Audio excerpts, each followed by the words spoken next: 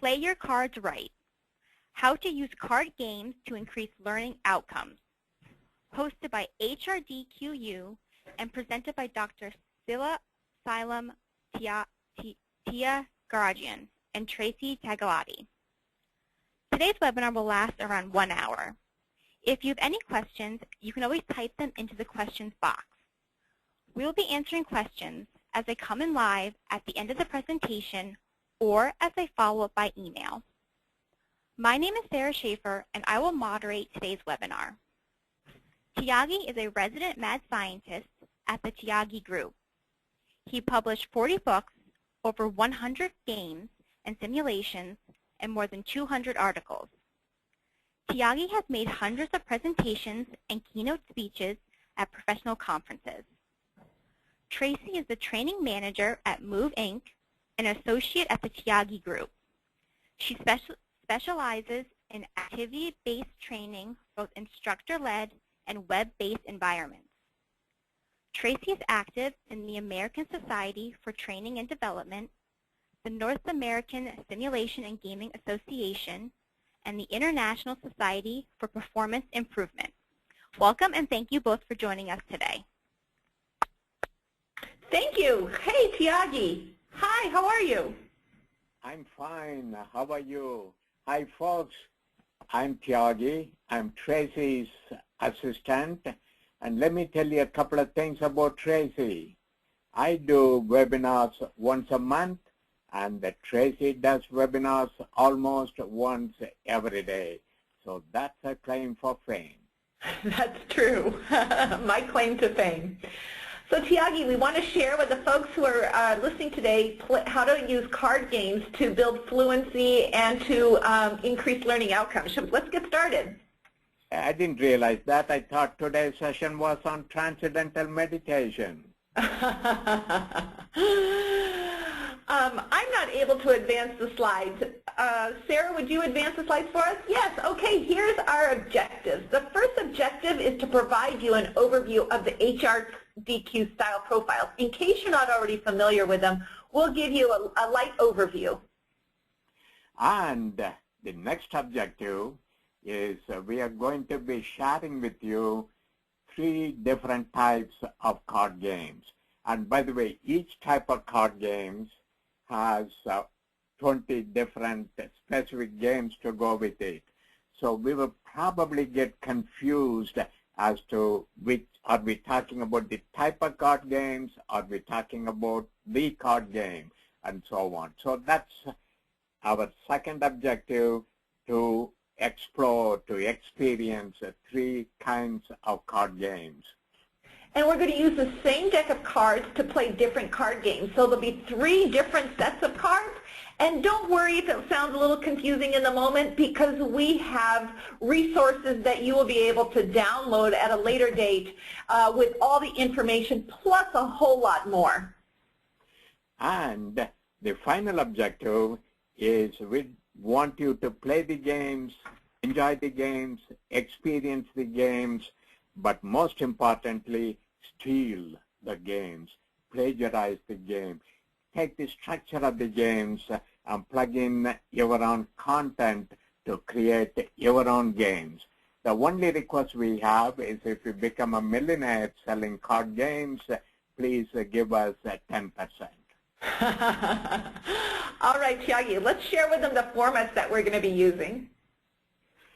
Okay, there are 3 types of card games, as we said. One type is called the classification cards, like what style are you and which MBTI category do you belong to.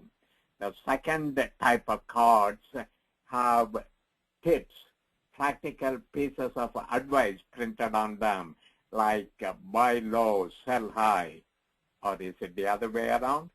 And the third type of cards are called the Fluency cards, and they ask you to do 4 different things. So 3 types of cards. Each deck of cards has 52 different cards, and each of these types of cards serve a different function. Okay, Tracy, let us get some initial content provided to them so they can better understand the card games. All right, let's hear more about the HRDQ style profiles then. If you're not already familiar, let me give you a light overview. You can see in the upper left-hand corner the red triangle that has direct. And people that are direct, you can see by looking at the left-hand bar that these are very task-oriented people, also very logic-oriented, low expressiveness. These are the type of people who control their emotion, but they're going to tell you versus asking you things. You can see by looking at the upper bar that these people are typically faster paced, meaning they talk fast and they walk fast, and they're highly assertive. Now next to the direct, moving over to the right, are the spirited people. And like the direct, they are the folks that tell people also, and they are also faster paced and highly assertive. But unlike the direct folks, these people are people-oriented. It's all about who's going to be there, right? And they tend to be highly expressive in contrast to the direct that are lower expressiveness. Now, and also you can notice that they display their emotions versus controlling their emotions. Now, looking below, underneath the spirited, you can see the considerate folks. And the considerate folks also display their emotions. But unlike the spirited people, they are slower paced or more moderately paced in the rate of speech and the way they talk and the way that they move. And unlike the spirited people that tell you what they want, they're going to ask you what they want. But you will see that they are also people-oriented and highly expressive, just like the spirited. Now, moving back over to the left, you can see the blue box that has the systematic group of people. And these people are like the considerate in that they ask versus telling, and they are more moderately paced and lower in their assertiveness. But unlike the considerate folks who display their emotions and who are people-oriented, the systematic people control their emotions.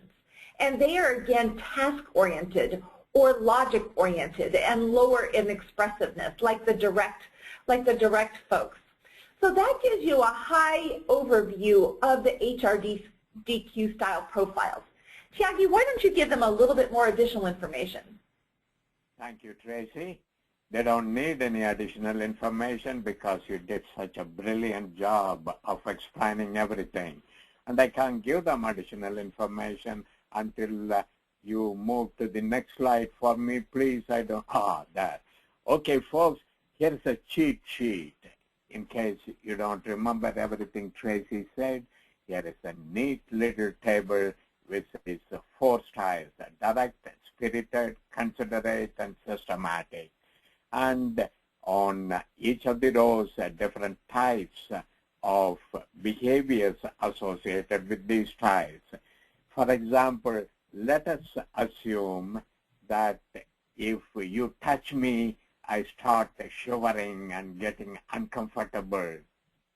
Which style do I belong to? Good. Okay. Yes, you are right, because under systematic it says avoids touching. So take a look at this. This is the cheat sheet. But let us take you to the games. The theory behind the games, as we can see on the next slide, is... Actually, Thiagi, before they go into the games, I would like to do a self-assessment with them, because we gave them a light overview of the topic, right? And I would like them to rate themselves now on how well they think they understand the HRDQ style profile. On a scale of 1 to 5, are they not confident at all, meaning they don't get it? Or are they very confident, like that they're an expert? So how would you rate yourself? Type in the chat box now, how would you rate yourself on a scale of 1 to 5? And I can see some people are saying there are 4, there are 5, there are 3, a couple of 2s coming in, some 3s. Exactly right, 2s, 3s. I see a lot of 2s and 3s coming through, Thiagi. Yes, and I am a 1. You're at 1. Well, that's the whole point of the card games, is to build fluency, because it's not enough to tell people about content, right? You have to really have them engage with it, and that's the value of the card games. So let us share with you some card games now. Thiagi, tell them about them. Okay, so one way of learning, if you are a 1 or so, one way of learning this is to suffer through death by PowerPoint. We decided to make it less confusing and torturous on the participants. So instead of listening to a lecture, we have them play card games. And there are 3 different types of card games. They are classification cards, practical advice cards, fluency cards. You don't have to worry about any of them, because we will have you actually experience each of these card games. Usually, we have a deck of cards, we sit around the table, somebody shuffles, somebody cuts, we deal cards, things of that nature. But what Tracy has done for today is converted these tabletop card games into webinar-based card games. So we are going to start with the first series of card games. So Tracy, can we go to the next slide? These are classification card games. And if you look at the next slide, here is the package which HRDQ has. As you can see on the left side where it says playing with style, nice title for the card game. That is a booklet. This booklet contains 12 different games that can be played with the deck of cards. And the handouts related to the booklet, you can copy them from the booklet, or as you can see, that is a disk, and you can insert the disk into your computer and massage it, print it out. The key element is a set of 52 cards, and as you can see, each card contains a card index. So you have a close-up of the King of Spades, and each card also contains, most important part, a behavior or a statement or an item. This one says, before I make a decision, I consider how it will affect others. So this is a statement, and the same statement is also printed the other way around at the bottom of the card. So you don't have to stand on your head to read what is at the bottom of the card, because it's just a mirrored image. Your job as a part of all of the games is to decide to which of the 4 styles does this particular statement belong. And later on, when you play the game, if there is a dispute, we pull out the table which is called the feedback table. King of Spades, before I make a decision, I consider how it will affect others. If you look at the table next to King of Spades, it says considerate. That is the official classification. The judge's decisions are final. You cannot complain with these decisions. And by the way, you don't have access to the feedback table unless somebody challenges somebody's classification and things of that nature. So that is the background in terms of what the cards look like, what the stuff you have to play. So Tracy, let us play one of your webinar special games. Right. So again, as Thiagi said, we've adapted the games for a webinar, so you get a flavor of how they go. And of course, you can get these great cards at HRDQ, or you can make your own. But let me give the instructions of how we're going to play this classification type of the game. Right? So here are your instructions. You're going to review the text on the card, similar to the one you saw on the prior slides. Then you're going to decide which one of the personal styles each card is associated with. Because we're going to announce one of the 4 styles, and your job is to determine which card represents that style by correctly typing it in the chat box. Are you ready? Here we go. Okay, folks. You see card number 1, 2, 3, and 4 is a club, 7 of hearts, Queen of Diamonds, King of Diamonds. These cards could be from any style. Here is what I want for you to do. Can you please locate the card which belongs to the spirited style? Once you've figured it out, can you type on your question area, your chat box, which of the 4 cards? You can type the number 1, 2, 3, or 4. Which one belongs to the spirited category? Thiagi, almost everybody is getting it right. I'm watching the chat box. But we'll just see how many as people finish so that we can reveal the correct answer. And remember, they all know all the correct answers. Maybe we should cancel this session and go to transcendental meditation. And remember, the spirited people are the ones that are highly assertive and highly animated and that talk at a popular pace, fast-paced. And there seem to be the group of people who like to be with others. Okay, you guys did good with identifying the spirited cards. And now, can you identify the card that is associated with the systematic style? The systematic style. Let me give you a clue. That's not me.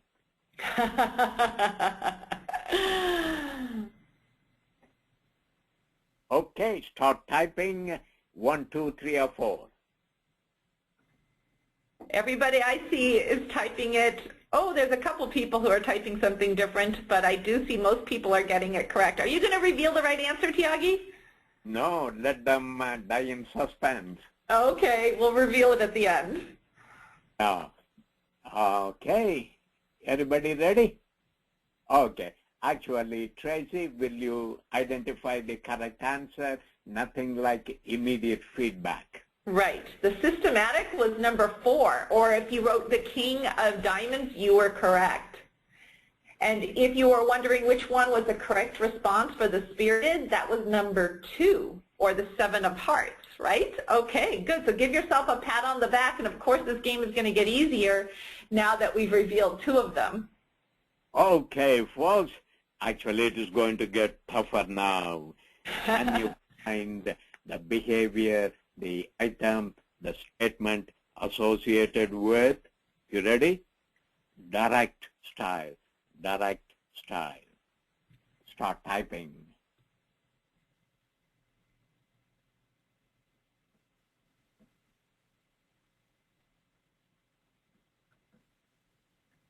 Okay, most everybody is getting that one correct. That is, and remember, most of them are direct paper. That's true. That is number 3. During meetings, I like to lead the conversation. Folks, this is going to be the toughest one.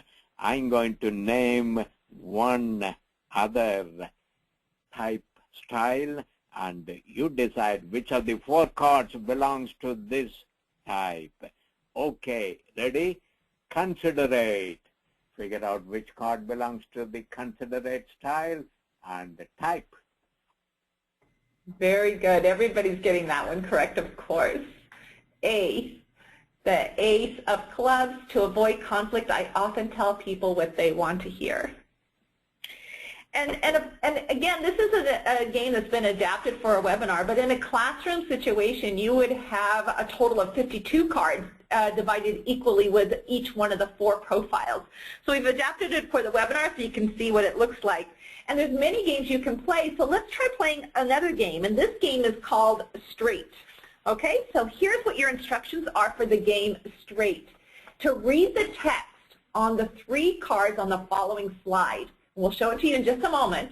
But what we want you to do is identify the personal styles of each card, similar to what you did before, but not to type them in the chat box. This time, just to jot them down where you are, okay? So here we go, because there'll be more instructions that are going to follow. So first of all, identify the styles of each of these following cards.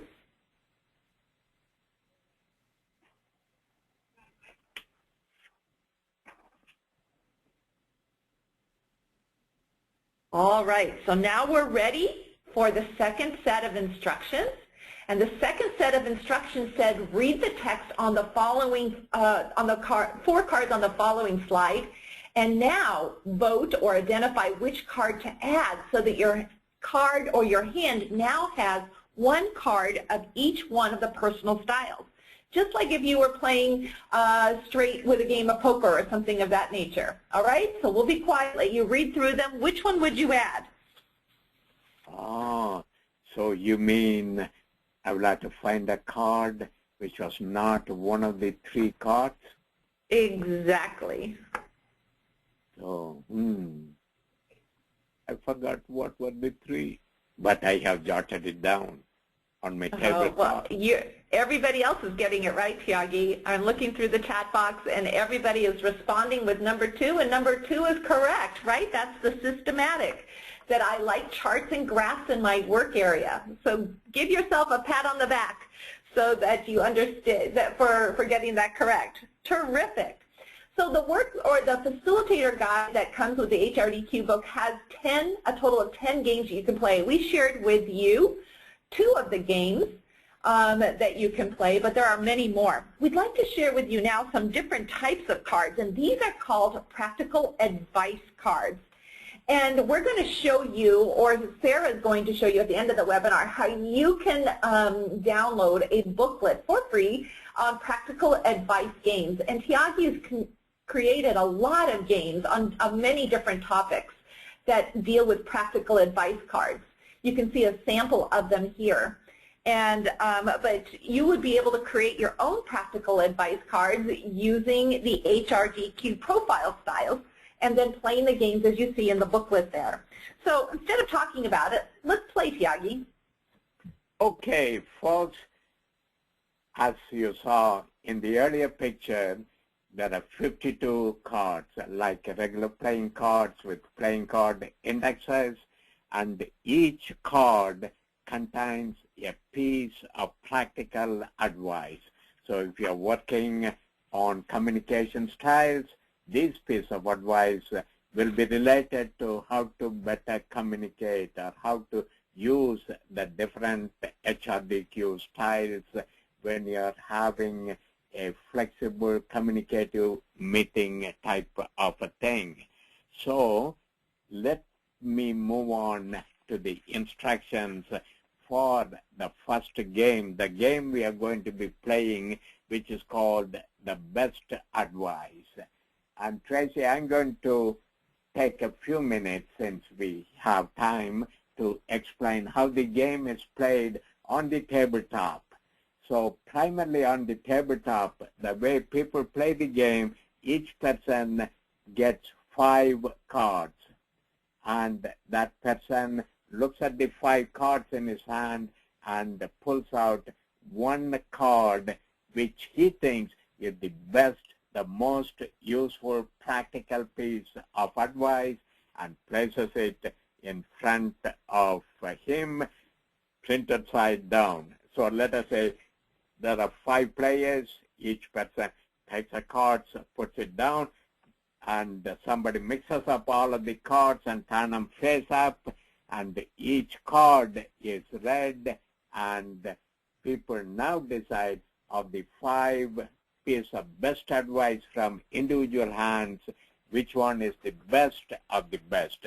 So the idea behind this particular game is to make people process the information rather than just reading it, evaluating the information rather than mindlessly accepting it and asking themselves, which is the best piece of advice for my situation. So that is what we are going to be doing. So Trace, can you pretend they're getting these cards? All right, so in this case, we're going to give you 4 cards, and we're going to ask you which piece of advice would have the biggest impact when communicating with a direct communicator. Which one would be the best piece of advice? Type in the chat box. And this is your personal opinion. I see number 3 and 4 coming up a lot. Somebody said 7. Who said 7? Oh, the 7 of spades. That's what you meant. Okay. When you're talking to a direct communicator, focus on their goals and objectives. And number 3, be well organized when talking to a direct communicator. Oh, here's a number 2. Keep your relationship businesslike when working with a direct communicator. So we have mostly 3s and 4s, Thiagi. Oh, somebody said all of them. Okay, and a few 2s. Okay, so you can see how this works. Now we could ask different types of questions also. We could say which one would be the least important, or which one would be the easiest for you to do, or which one would be the most difficult or challenging. The point is, again, is to have the participants continuously read the pieces of advice. That will help them absorb it, right? They're more engaged with the content. And then to make that comparison between them. So that also uses a higher level of learning in Bloom's taxonomy, doesn't it? So the idea is to ask different types of questions. And again, of course, in a classroom situation, you would have more than 4 pieces of advice. You'd likely have maybe even up to 8 or 16 or so forth. So this is just one example of a practical advice type of card game in that booklet, which will show you how to download. There's many others that you might want to play with the practical advice cards that you create. Let's show them another type of game now, Thiagi. Tracy, can I stay on the previous slide for a moment? Sure. And let me show you how to play another game with the practical advice card. Most of you selected card number 4, the 4 diamond. When you're talking to a direct communicator, focus on the goals and objectives. So I'm going to play another practical advice card game called Precautions. And this is how it works. Look at the advice. Focus on the goals and objectives. When you're talking to a direct communicator, focus on the goals and the objectives. And here is a question for you, and I would like for you to type on the chat area. What could be a danger in mindlessly using this piece of advice?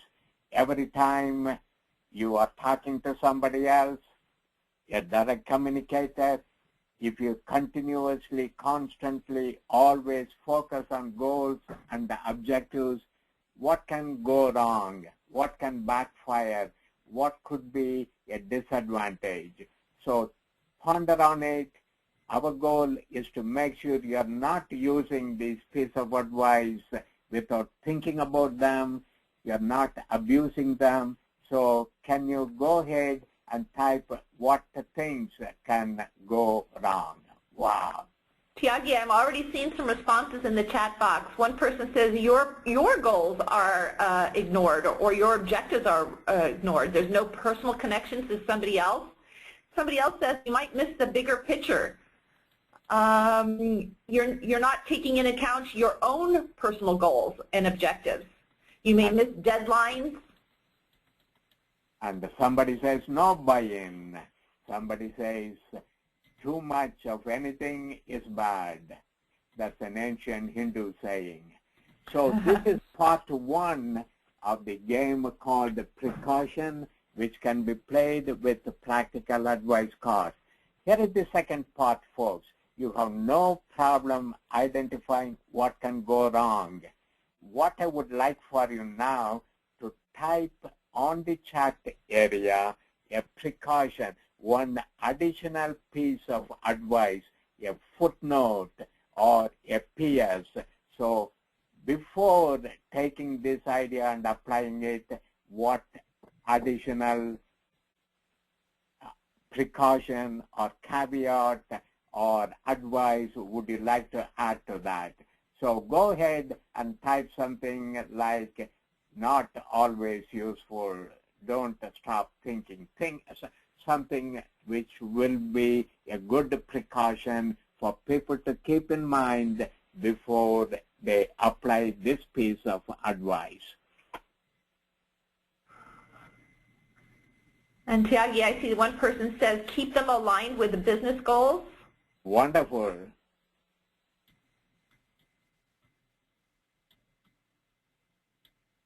Balance, says Patricia. And Karen Minard says, don't put people in a singular category at all times. Hey, she is challenging the original thought about style categories. And Karen Endres says, this should not be your only focus when interacting with this type of person. So you get the idea, folks. We have cards with a different piece of advice, and we play games that will force people to organize, to prioritize, to deconstruct, to analyze, to apply, and things of that nature. Now that I have demonstrated my systematic nature, can we go to the next slide, Tracy? Okay, sure. And these are the fluency type of cards. And this is a whole different deck. Thiagi, explain this type of deck. Okay. So we believe fluency is a very important skill. By fluency, we mean a higher level of understanding, your ability to focus, compare, contrast, apply, things of that nature. So in the fluency card deck, there are 4 types of tasks required of you. For example, you see in the picture 3 of hearts, which says draw, gossip. And here, this is like playing Pictionary. Whoever takes the card has to draw a picture without showing what's the word on the card. The concept on the card is not revealed, but that person has to draw a picture which, when other people look at the picture, say, ah, I know what you're trying to communicate. You're trying to communicate gossip. So there are 4 suits, clubs, hearts, spades, and diamonds, and each suit is associated with a different type of behavior. And rather than my explaining it, hey, Trace, let's play a game. Right. Now, Thiagi, when you showed the example of the gossip, now that was for a different topic. That topic was for building trust.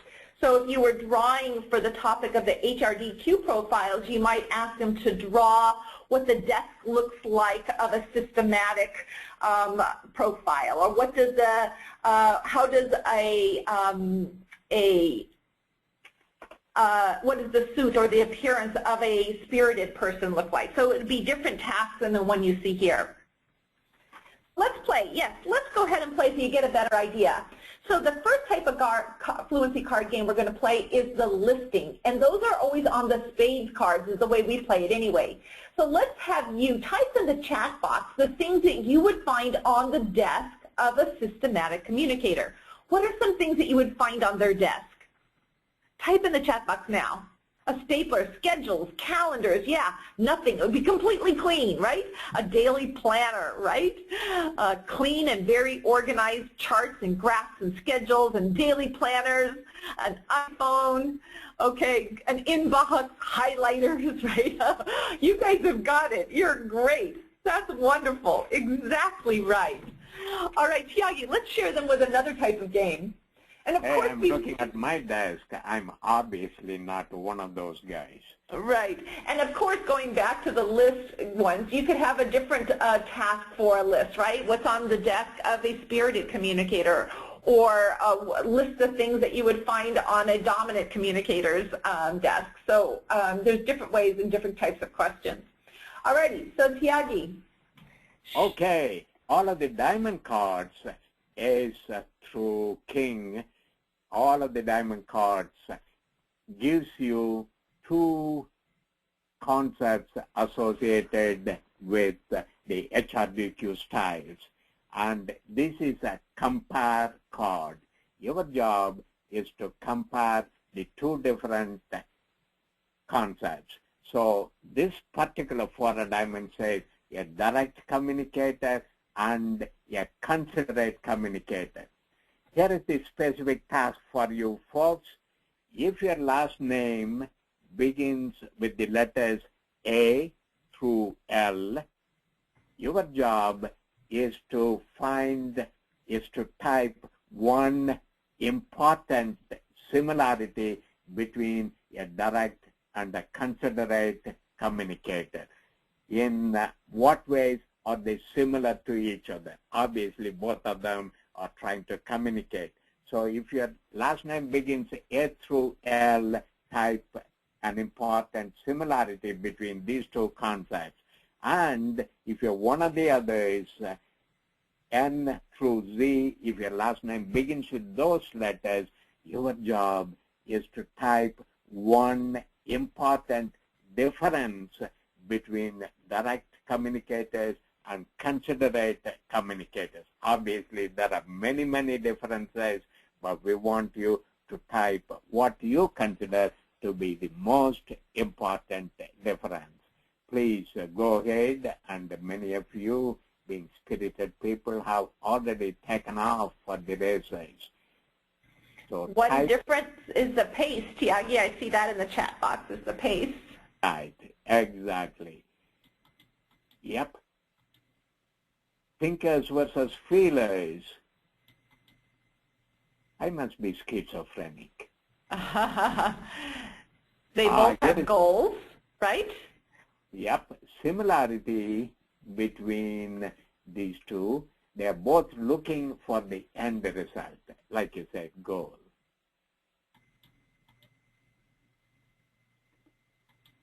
Do you see any other interesting comparison, Tracy? Both like to do interactions with people. Okay, the considerate asks, the direct tells, so that's a different, right? Yep. And the empathy is a difference between these two kinds. So folks, this is a compare game using the Fluency cards. In a tabletop type of a game, instead of a webinar game, somebody will pull out a card and read the two things, and everybody will quickly write down one similarity, one difference, and they will read what they have written down. The person who pulled out the cards will act as the judge and decide, okay, the statement by Karen Andres, hey, Karen keeps on typing responses to everything. She must be one of the communication style groups called the pushy type. So we say Karen wins because her similarity and difference were both accurate and intriguing, or something like that. So that's what you do with the diamond cards. And another different version, another different question you might ask in comparing and contrasting might be, what might the email look, how might a direct communicator and a considerate communicator send an email? What would be the differences? What would be the similarities? Another one might be how you would compare one profile to another profiles of how they would answer the phone. So different things. You can definitely change it out to in different ways. So another type of game. These tasks by having 13 cards of listing, 13 cards of comparing, and 13 cards of role-playing. And role-playing is next. Or we call them acting. And would you please advance the slide? There we go. Yes. Okay, so we have an example of here of what the hearts cards look like, and these are acting out. So typically you would find a scenario, and in this case the scenario is titled "You're Fired." And your role as a person who pulled this card is to be a spirited manager. The other person's role is to be a systematic employee. So here's the situation. The manager must fire the employee, and the employee has an evidence that the firing is not warranted. So Thiagi, let's give him an example by playing this out. I want to be the manager. You always want to be the manager. You never let me be the manager, but that's okay. All right, so let's play this situation out. All right, so as a manager and as a spirited manager, which is so far-fetched for me to be spirited, right? Okay, so Thiagi, I have some great news for you. Remember when you told me you wanted to play more golf and you wanted to have more time with your family members?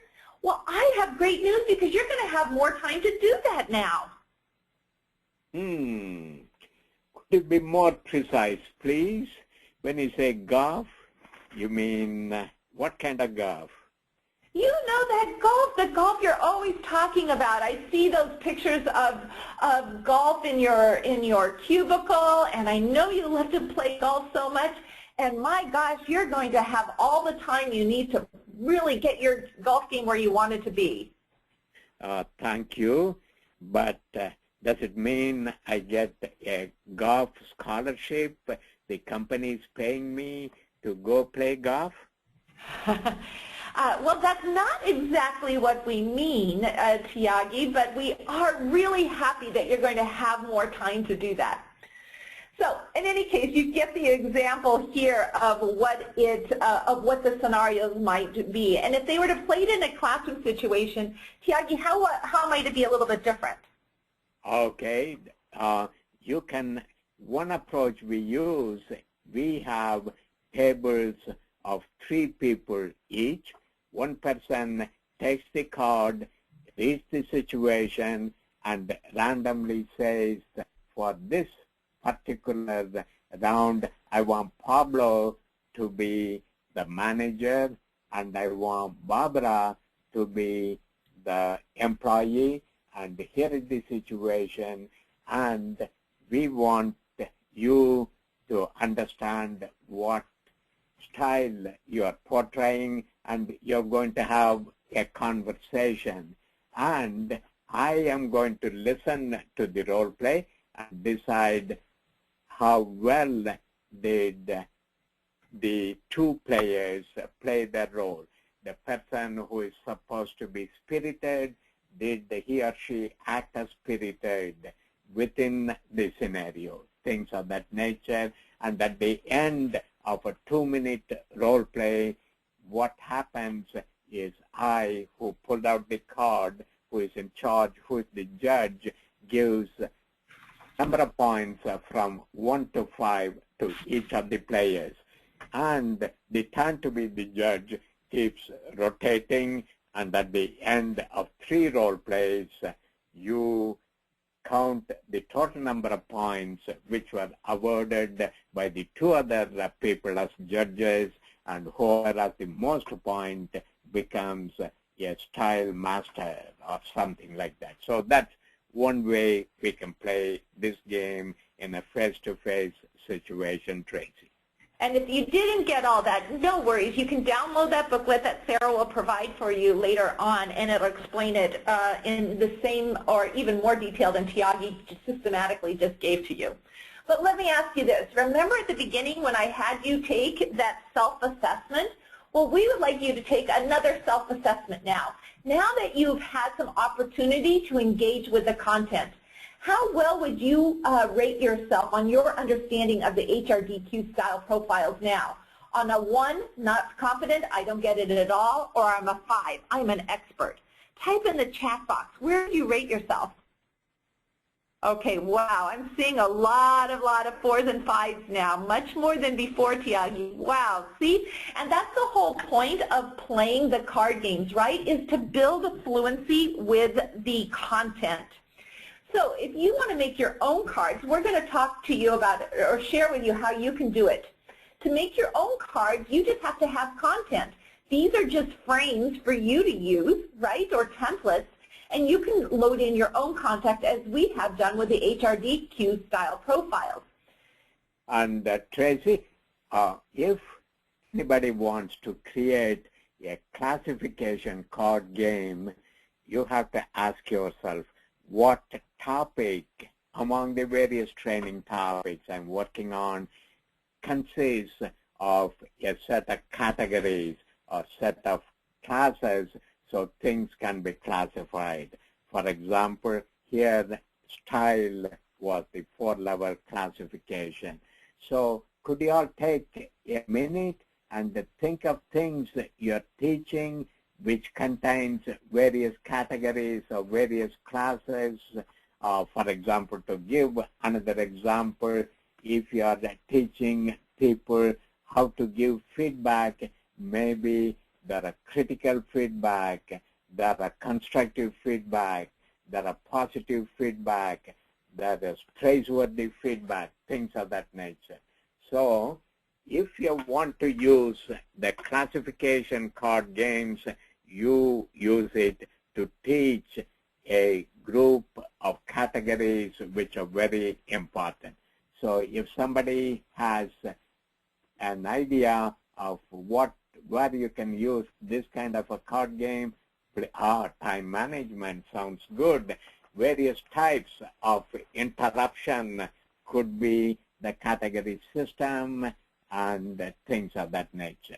So that's what you do with classification cards. With practical advice cards, all you need to do is to ask people, read the literature, come up with a set of 52 pieces of advice on anything you want to teach, like how to conduct exciting webinars. So you can have piece of advice on the cards. And for the Fluency cards, as Tracy demonstrated earlier, you can have concepts for which people can make lists. You can have paths of concepts where people can compare and contrast them. You can have concepts for which people can draw pictures, and you can have scenarios for which people can do some role playing. So that's how you make your own cards.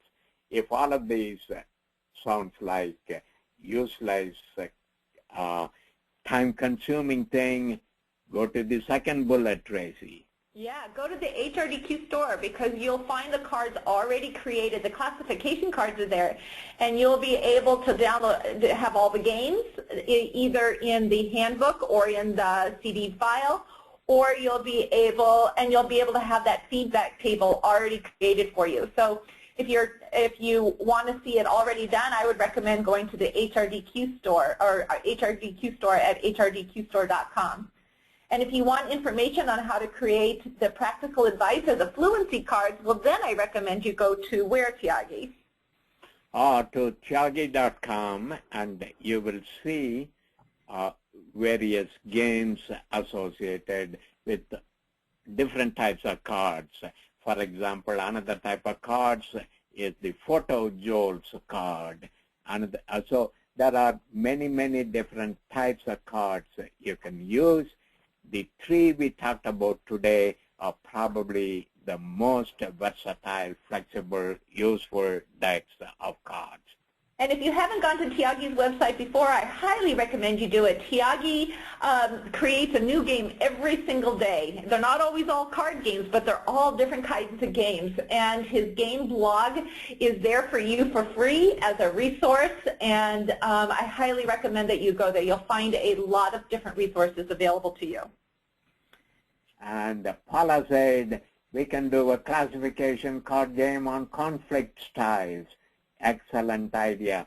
Avoidance, competition, compromise, collaboration, accommodation. Which category does this behavior belong to, Tracy?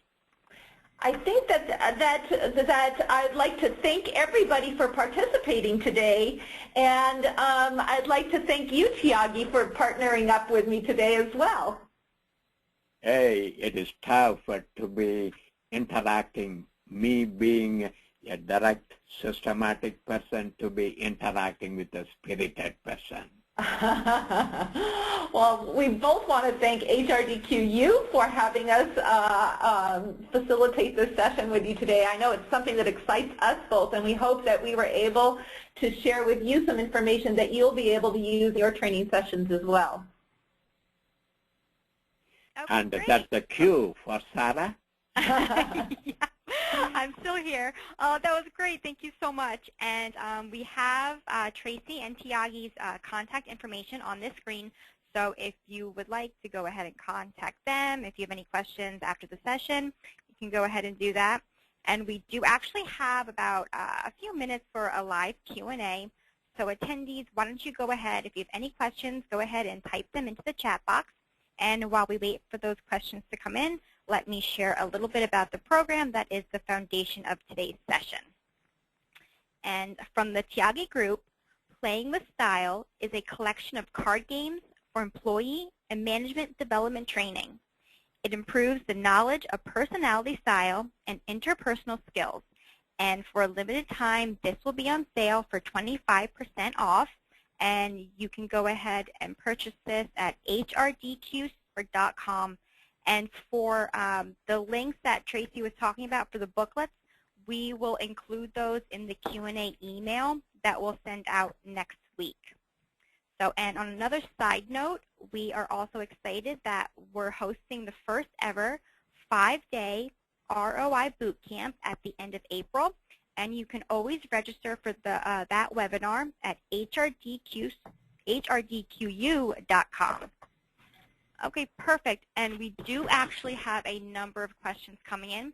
So why don't I go ahead and get that started. Our first question is from Pat. What should you do if you don't have a lot of time to play card games? Chiaki, I can start off with an answer to that one. Is you will recognize is that there are many card games that move very quickly. In fact, one of them we call a speed, and it plays very fast. So some of them do take a little bit longer, but some of them you can play very quickly. Chiaki, do you want to add to that? Yep. What do you do if you don't have time to play card games? Give them death by PowerPoint, a deadly dull, boring lecture. Pretend dumping data is the same thing as training. In case you didn't realize it, that was a sarcastic comment. Yeah, you could recognize, we did that self-assessment at the beginning of this session and the self-assessment later, and I bet many of you were already familiar with the HRDQ profile, so you probably were already at a 4 or a 5. But I'm guessing that many of your participants, when you're first introducing it, just introducing a topic to somebody isn't enough. You really do need to allow enough time for them to engage with the content, for them to build that fluency, to truly understand. Otherwise, you can't assume when they walk away that they will remember it. Okay, perfect. Thank you. And our next question is from, coming from Kate. Do you ever get any negative reactions to playing with the cards? All the time, and I keep asking people, why are you unhappy about that?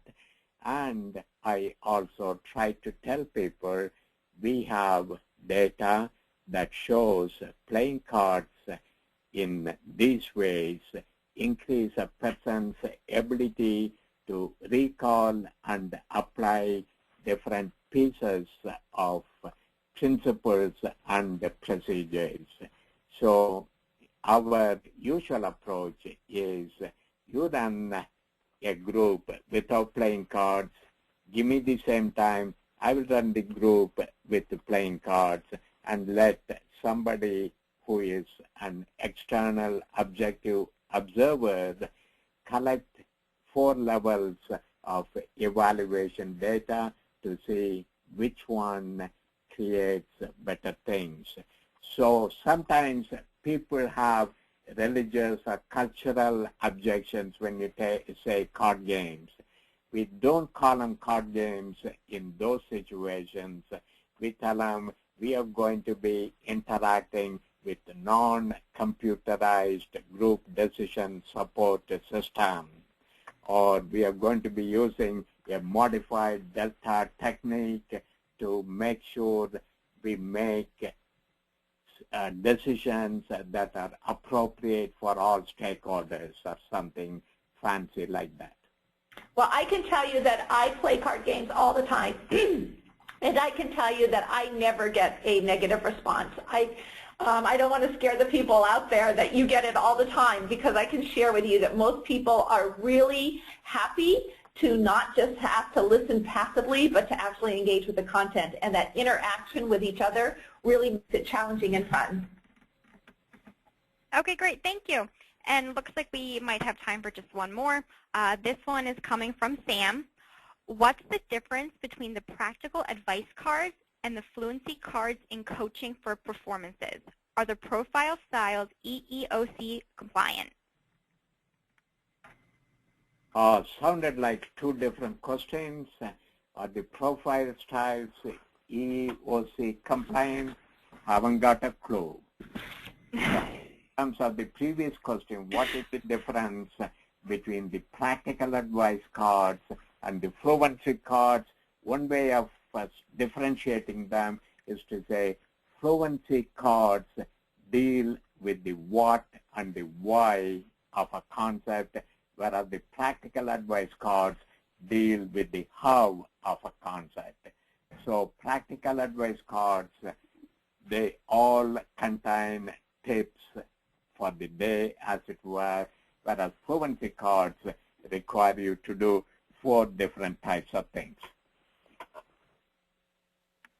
Okay, great. And we do have time for just one more.